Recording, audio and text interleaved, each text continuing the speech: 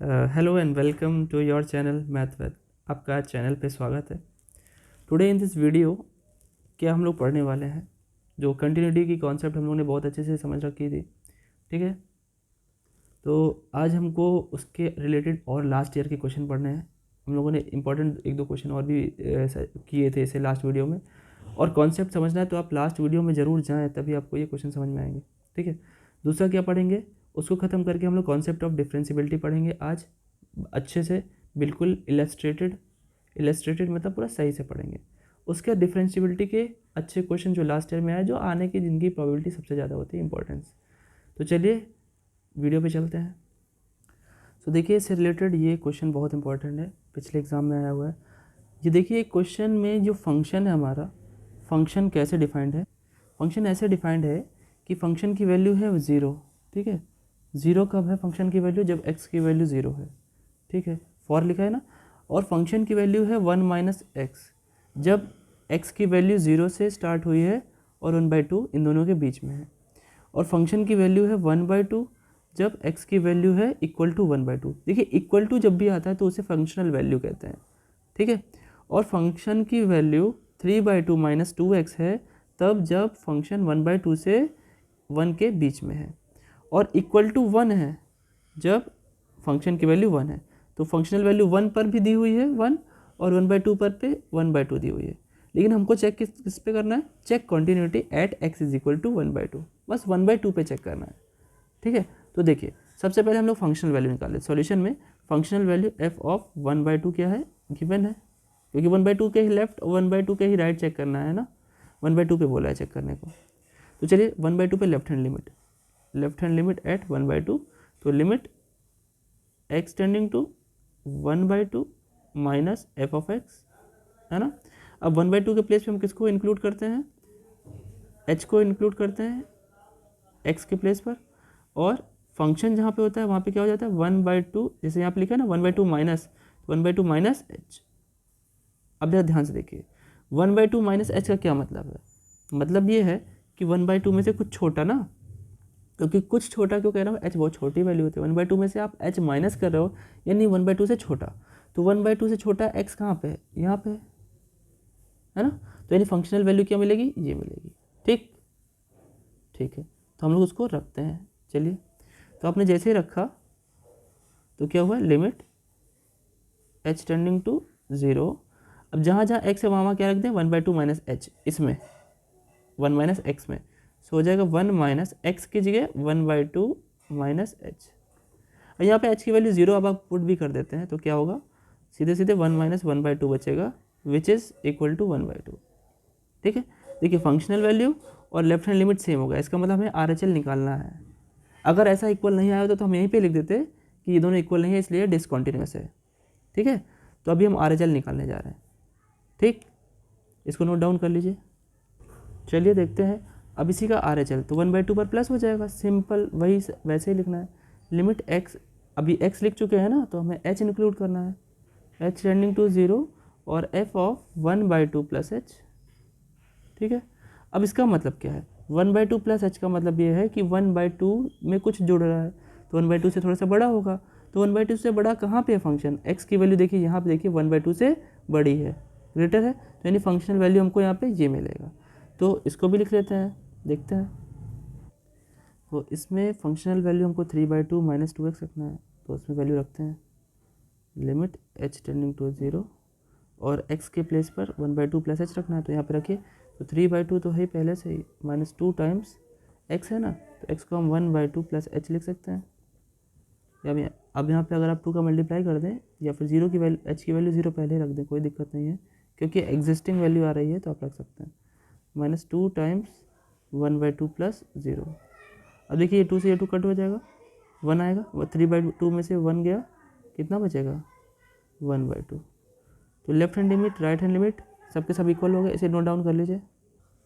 अब देखिए because left hand limit is equal to right hand limit is equal to functional value at 1/2, 1/2 पर ही check करना था। सो द फंक्शन इज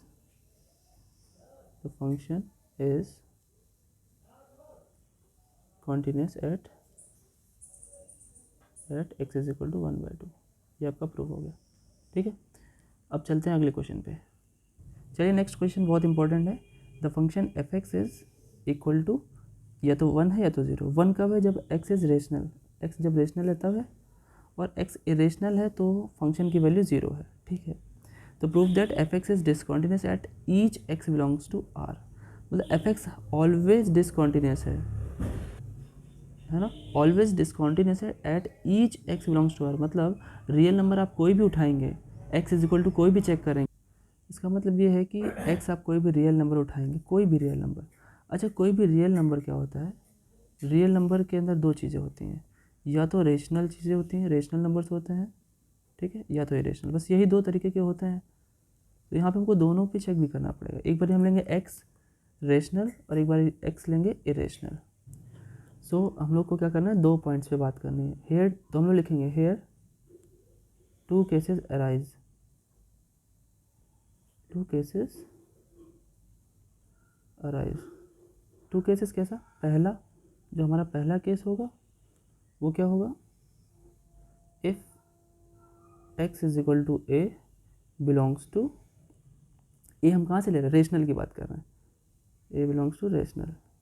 अगर हम रेशनल नंबर लें, सारे के सारे रेशनल नंबर, ठीक है, तो उस पर हम चेक करने वाले हैं। तो इस पर चेक करें आप, तो लेफ्ट हैंड लिमिट और राइट हैंड लिमिट और फंक्शनल वैल्यू। तो फंक्शनल वैल्यू क्या होगी? रेशनल पे, देखिए रेशनल पे क्या बोला उसने? रेशनल पे फंक्शन की वैल्यू 1 है तो 1 हो गई, है ना, डायरेक्टली। अब देखिए इसी पर ही हम लेफ्ट हैंड लिमिट निकालते हैं। अगर लेफ्ट हैंड लिमिट निकालें, limit x tending to a minus F of X, ये तो होगा। अब यहाँ पे अगर आप लेफ्ट हैंड लिमिट सॉल्व कर रहे हैं तो क्या होगा? लिमिट, ये क्या होगा? फंक्शन बाई है रेशनल। ये बताइए आप, कोई भी रेशनल के लेफ्ट में यहाँ क्या लिखेंगे? F of A minus H. यहाँ पे थोड़ी सी समझने वाली बात है, मैं समझाता हूँ आपको। देखिए अब यहाँ पर क्या है, अगर हम किसी रियल लाइन की बात करें तो ध्यान से इस बात को समझिएगा तो ही आपको बात समझ में आएगी। तो अगर हम एक कोई वैल्यू ले लेते हैं लाइक 0.2, रेशनल नंबर लेना है ना, हम लोग रेशनल की बात कर रहे हैं। रेशनल क्या होता है? जैसे मान लीजिए डेसिमल में होता है और रुका हुआ था। हम लोग 9th में सीखा है कि कोई भी दशमलव वाली संख्या जो होती है वो जो रुकी हो या रिपीट कर रही हो, तो ऐसी सारी संख्याओं को हम लोग रेशनल नंबर में काउंट करते हैं। तो 0.2 क्या है? एक रेशनल नंबर है। तो ये बताइए इसके बहुत करीब, मेरी बात ध्यान सुनिएगा। अच्छा देखिए, मैं इसको और अच्छा कर रहा हूँ, 0.224। तो अगर हम इसको 0.2424 कर दें और यही चीज़ हम बार बार लिख दें, है ना, 2424, आपको पता है ना, और डॉट डॉट लगा दें, तो ये क्या होगा? ये रिपीट करता चला जाएगा, है ना।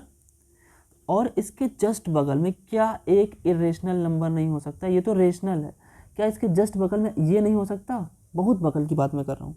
0.24, ठीक है, 244, ये वैल्यू इसके बहुत बगल में हो सकती है, बिल्कुल हो सकती है। अच्छा एक चीज़ और, मैं ऐसा क्यों बोल रहा हूँ? देखिए स्टार्टिंग के 2 एलिमेंट बहुत देखिए सेम है, 4 एलिमेंट्स, उसके बाद हल्का सा, अब ये तो 24 ही आएगा, लेकिन यहाँ पे क्या आएगा? 244 आएगा। अब हम लोग क्या है, मैथमेटिक्स भी ये चीज़ बोलती है कि अगर आप बहुत करीब हैं डेसिमल के, वैसे भी आप 4 स्थान में अंदर चले गए, इधर भी 4 प्लेस पे अंदर चले गए, तो उसके बाद तो फिर ज़रूरत ही नहीं पड़ती बहुत ज़्यादा सोचने की। तो यानी हम एक चीज़ कह सकते हैं कि ये जो हमारी वैल्यू है इसके बहुत लेफ्ट में ये वाली वैल्यू होगी, और ये है रेशनल, ये है इरेशनल, है ना। तो इसका मतलब है जब आप, तो यहाँ से क्लियर ये हुआ कि ए के हल्का सा लेफ्ट में, ए के हल्का से लेफ्ट में आप आएंगे तो हो सकता है उस रेशनल के हल्के से लेफ्ट में आपको एक इरेशनल मिल जाए। तो आपको पता है ना, हल्के से लेफ्ट में इरेशनल भी मिल सकता है और आप कहेंगे रेशनल भी तो मिल सकता है सर, बिल्कुल मिल सकता है। लेकिन आपको याद होगा जो फंक्शन डेफिनेशन बताई थी मैंने एप्सिलॉन डेल वाली, उसमें ये बोला था कि हमको किसी भी पॉइंट के एकदम लेफ्ट में अप्रोच करना है ना। तो वो चीज़ यहाँ पे तो लागू हो सकती है, बिल्कुल दोनों में से कोई भी हो सकता है। तो अगर रेशनल होगा तब तो अच्छा है, लेकिन इरेशनल भी तो हो सकता है। तो जब इरेशनल होगा तो आपको पता है एक्स की कोई भी वैल्यू जब इरेशनल है अगर, तो वो हमें क्या देती है वैल्यू, आंसर क्या देती है? 0। तो यानी इस फंक्शन की आंसर हो जाएगा 0, तो ओवरऑल हो जाएगा ये 0।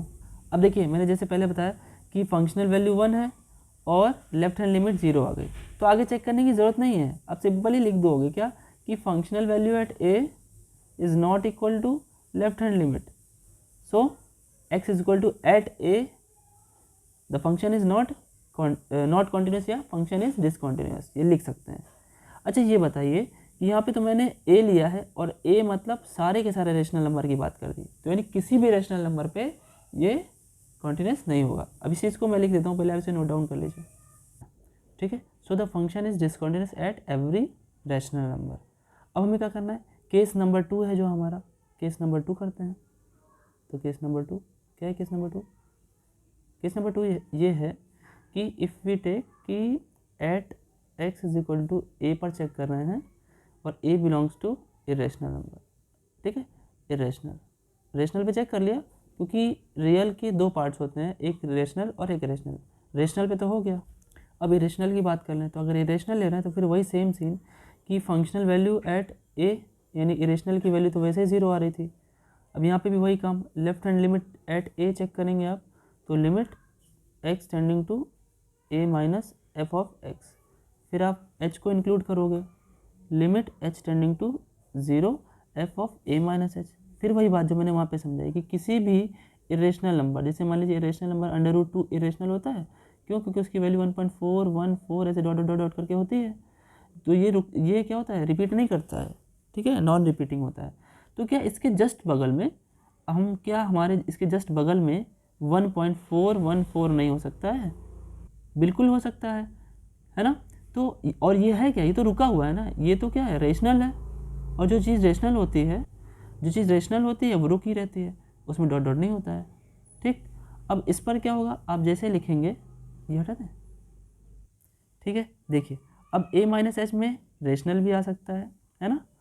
अब देखिए तो क्या होगा, लिमिट h टेंडिंग टू 0, आपका ये क्या बन जाएगा, रेशनल, और रेशनल की फंक्शन की वैल्यू है 1, तो अब आप h कोई भी लिमिट अप्लाई करें। अब देखिए किसी भी कांस्टेंट पर लिमिट का कोई फ़र्क नहीं पड़ता, तो यानी आप अप्लाई भी करोगे लिमिट, तो h तो है नहीं इसमें कहीं पे भी, यहाँ पे कहीं भी h है नहीं है, तो h की वैल्यू 0 रखने पे कोई h है ही नहीं, तो सिंपली 1 आ जाएगा। अब देखिए यहाँ पे भी वही काम, क्या, because functional value at a is not equal to left hand limit, so the function is not continuous या discontinuous at every irrational number, ठीक है, एट एवरी इरेशनल नंबर, ठीक है। तो अब देखिए इसको नोट डाउन कर लीजिए। अब देखिए जरा, here the function is discontinuous at every rational and every irrational, so the function is, देखिए तो वही लिखना है, here the function is discontinuous at every rational number and every irrational number, so the function is discontinuous at every real number, क्योंकि real number में दो ही चीज़ें होती हैं, एक आपका रेशनल और एक इरेशनल होते हैं, तो इस पर दोनों पे हो गया, तो इसका मतलब रियल पे भी वो डिसकॉन्टिन्यूस हो गया।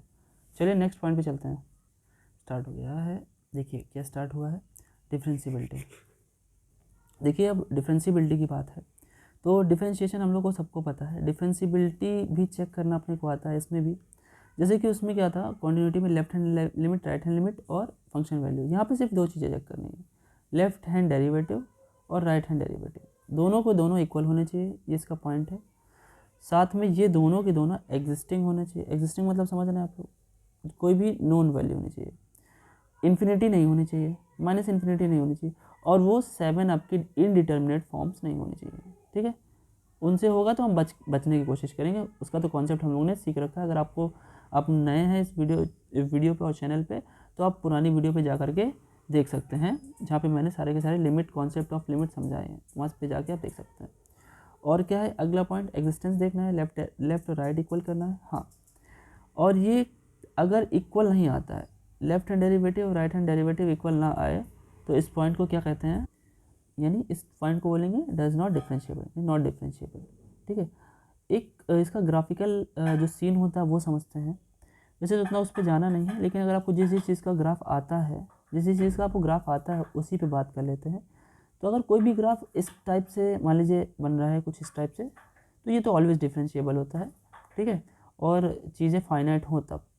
अगर यहीं पे मैं बात करूँ इस टाइप की ग्राफ की, कोई ग्राफ इस टाइप से जाके और ऐसे टर्न मारे, ऐसे टर्न मारने से क्या होगा, एक शार्प, ये देखिए शार्प एज मिलता है हम लोगों को, क्या मिलता है, शार्प एज, इस टाइप का, देखिए इस टाइप का शार्प एज। और जब इस टाइप का शार्प एज मिलता है तो इस पॉइंट पर फंक्शन जो भी होता है वो डिसकंटिन्यूअस होता है, ठीक है। ये पॉइंट क्लियर है, इसको भी नोट डाउन कर लीजिए। एक चीज़ और, वो नोट में लिखिएगा आप लोग, क्या है नोट में, इफ अ फंक्शन इज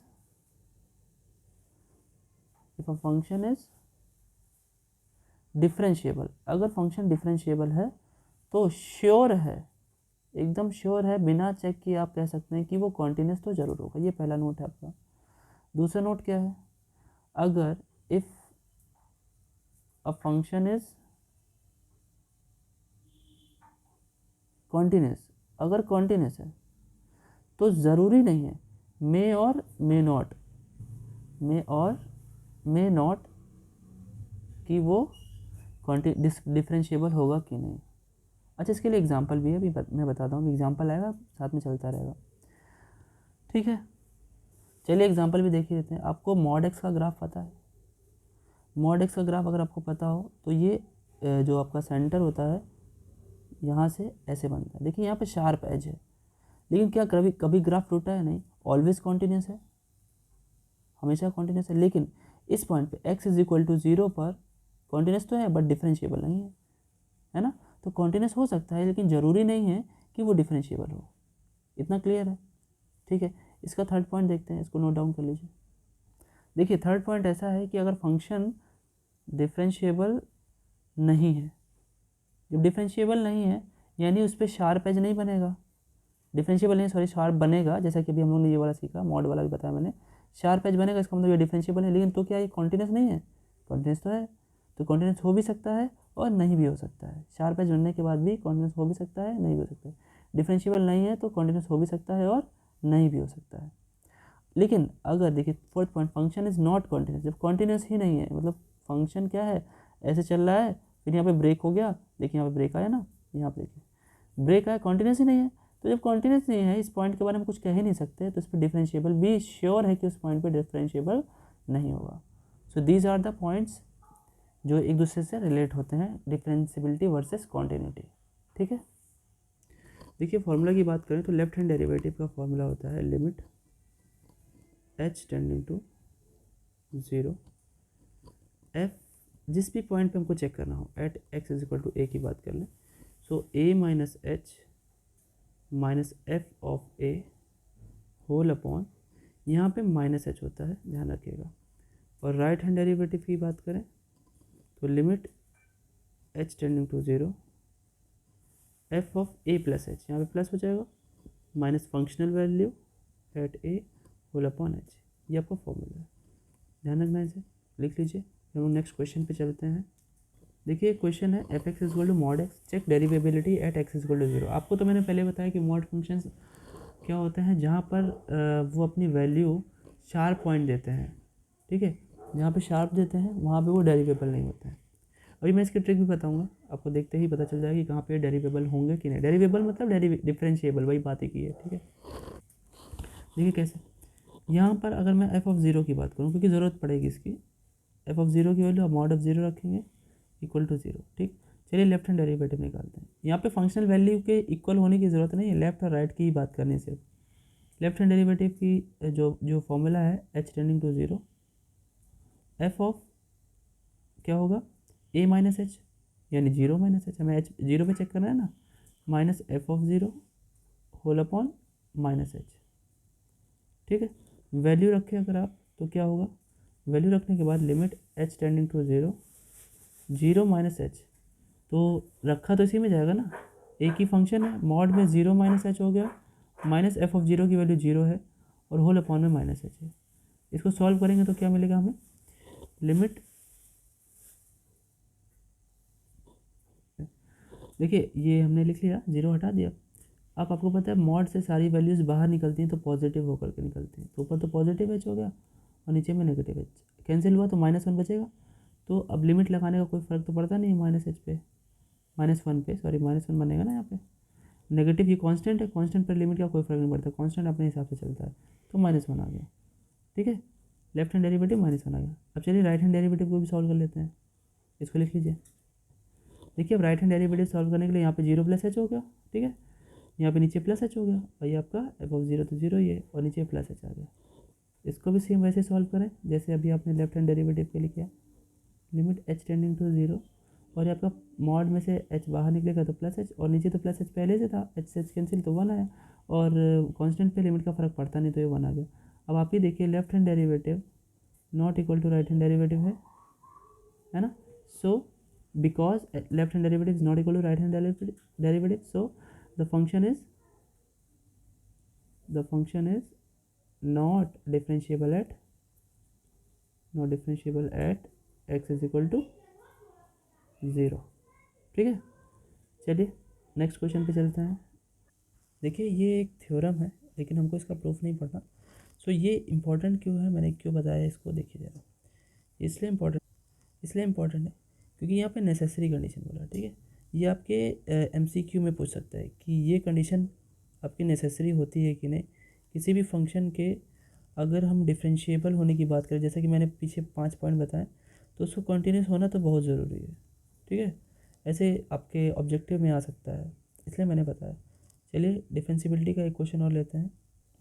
देखिए अब नेक्स्ट वीडियो में जो आपकी कुछ थ्योरम्स बची, जैसे हीन थ्योरम है, डारबॉक्स थ्योरम है, ठीक है, बोल्जानो-वेयर्सट्रास थ्योरम है, बोल्जानो जो है अपनी, इन सब के जो प्रूफ हैं और जो जिस पॉइंट ऑफ व्यू से आएगा ये MCQ पॉइंट ऑफ व्यू से, वो सब हम क्लियरली समझेंगे, और तब जा कर के ये आपका यूनिट भी ख़त्म होगा। और उसके बाद हम लोग नेक्स्ट यूनिट पढ़ेंगे। नेक्स्ट यूनिट हमारा क्या चलेगा, पार्शियल डिफरेंशिएशन। अगली वीडियो के बाद पार्शियल डिफरेंशिएशन आपका शुरू होगा, तो उसके लिए बने रहें। चलिए तब तक के लिए बने रहें आपके अपने चैनल मैथवेद पे। और हाँ, वीडियो को लाइक शेयर ज़रूर करते रहें, और कमेंट ज़रूर करें कि जिससे मुझे पता रहे कि आपको क्या दिक्कत है, वो मैं रिज़ॉल्व करके नेक्स्ट वीडियो में उसको अच्छा कर सकूं। तब तक के लिए बने रहें।